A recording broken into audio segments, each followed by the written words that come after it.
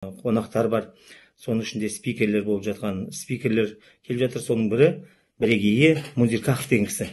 Мен бұл кісі жөнінде айта кетейін, бұл кісі ислам қаржы мен экономика саласы бойынша әлемдік деңгейдегі ғалым профессор болып саналады.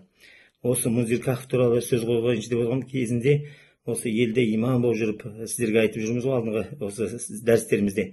Осы мешіттерімізде қалай ұстап тұрамыз, елдің әлеуметтік жағдайы, жалпы осы медресе, мешіттер саласында исламда қалай қарастырылған деген уақытта, осы Нұр-Мария университетіне өскен уақытта біздің ұстазымыз сол кезде қазір профессор Әл-Асқар университетіндегі доктор Ато Ас-Сымбади деген сол кісі айтып еді, исламда уақыф деген жүйе бар, соны зертте деп.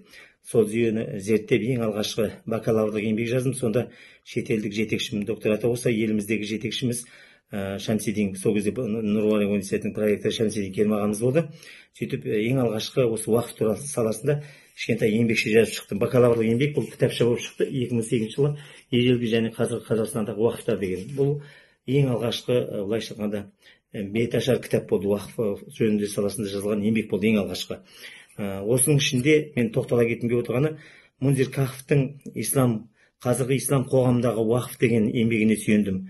Соны аударма жасап, сол кісіні көрсетіп, Мунзир Кахфтың еңбегіне сүйенді. Бұл сол жерде осы исламдағы уақыфты ол кісі тереңінен ашып, исламдағы уақыфтың орны қандай, шариғаттағы дәлелдері қандай, масхаб ғұламалардың көзқарастары, оған терең кірмейді, бірақ ислам уақыфтың және сүннет, пайғамбарымыз сүннет екенін, оның қалай дамығанын, алғаш кездері қалай болғанын, оның қандай түрлері бар екенін, және исламда жаңағыдай уақыфтардың